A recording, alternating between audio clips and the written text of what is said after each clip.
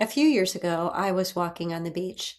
I wasn't trying to solve anything and I wasn't praying for an answer. I was just walking after a busy week at Seaside Beach with friends, family, and clients who'd come and spent time with me there. And as I was walking and looking at the ocean, I heard a voice, clear as a bell, and I believed it was God. And he said, "If you don't bring me peace, you don't get a place at my table." I immediately stopped walking because I knew the way you know something in your body before your mind catches up. This wasn't some random thought. It was going to change the way I looked at every relationship in my life. And it has, every single day since. So today, I want to share it with you. Welcome back to The Liberated Life. I'm Robin Quinn Keene, and this is a show about the conversations, the choices, and the quiet shifts that set us free. And this episode is about one sentence, 9 words that rearranged my life. Let me take you back to the morning on that beach. It was beautiful. The ocean was as blue as could be, and the gulls were flying overhead.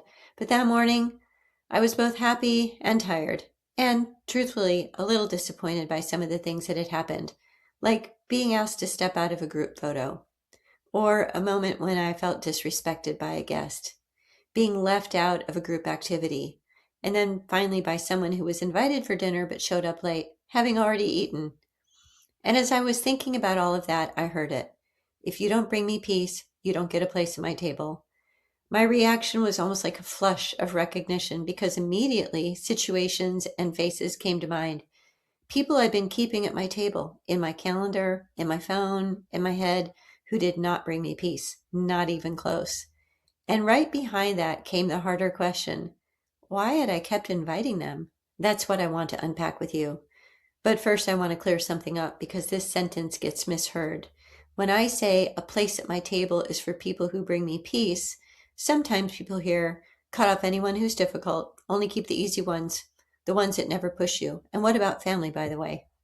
That's not what this means. That's not it at all. Because the people closest to me, they challenge me all the time. They tell me things I might not want to hear. They ask me hard questions. They hold up a mirror when I'd rather look away. And I want all of them at my table. So peace is not the absence of challenge. Here's the real test, and you might want to write this down. It's not, do they make me feel comfortable? It's, how do I feel after? Because there are people who challenge you, and you walk away clearer and steadier, more yourself, more honest.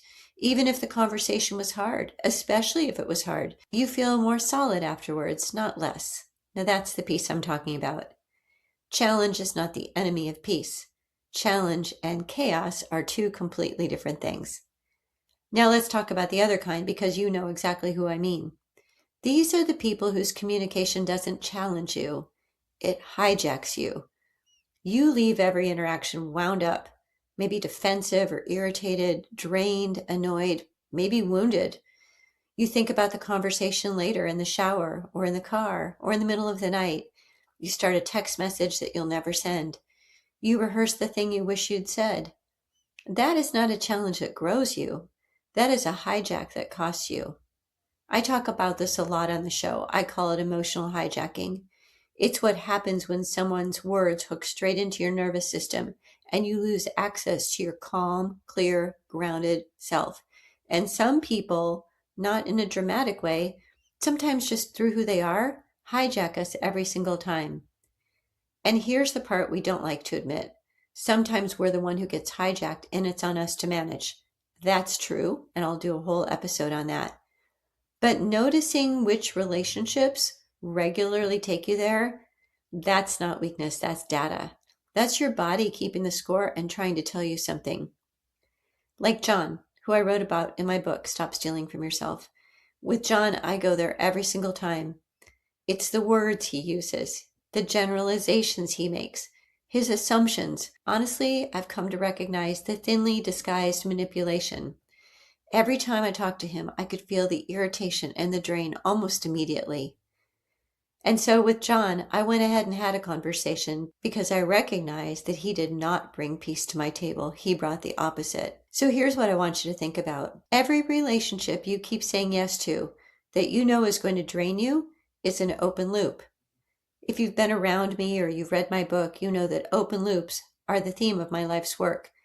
An open loop is anything unfinished, unresolved, or unattended that runs in the background of your mind and quietly drains your energy, even when you're not thinking about it. And a draining relationship is one of the biggest open loops there is, because it doesn't just cost you the hour you spend with that person.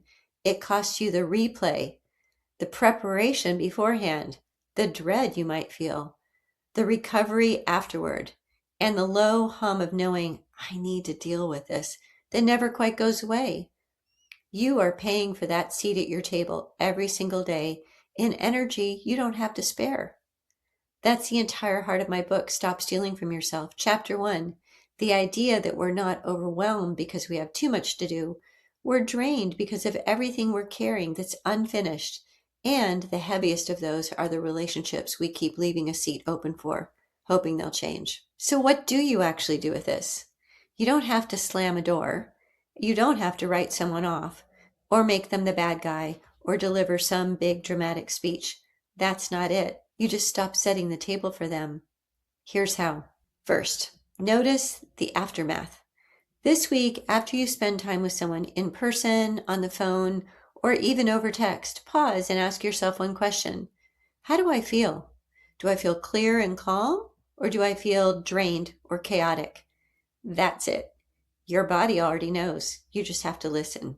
2, name it without building a case. You don't need to go to war over this. You don't need to prove that they're a bad person or list every offense. You get to simply notice, this doesn't bring me peace right now. That's it.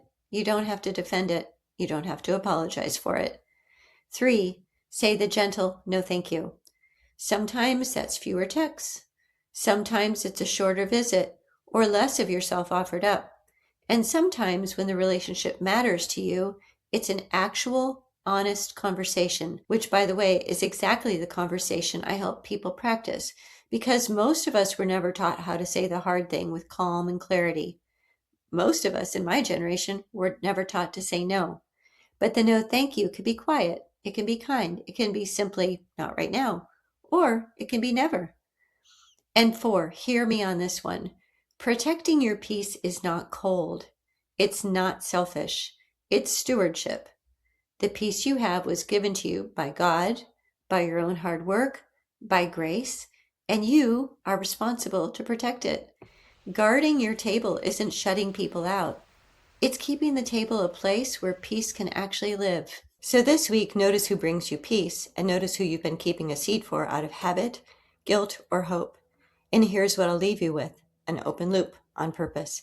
Because once you start seeing the relationships and the conversations that are draining you, the next question is obvious. Okay, Robin, how do I actually close them? That's exactly where we're going next time. I'm going to walk you through my 5-step process for closing any open loop. I call it close. And by the end, you'll be able to run it on the exact thing that's been sitting in the back of your mind. It's the most practical tool I teach, and it changes everything. So make sure you're following the show so it lands in your feed. I'm Robin Quinn Keene. This is The Liberated Life. I'll see you next time.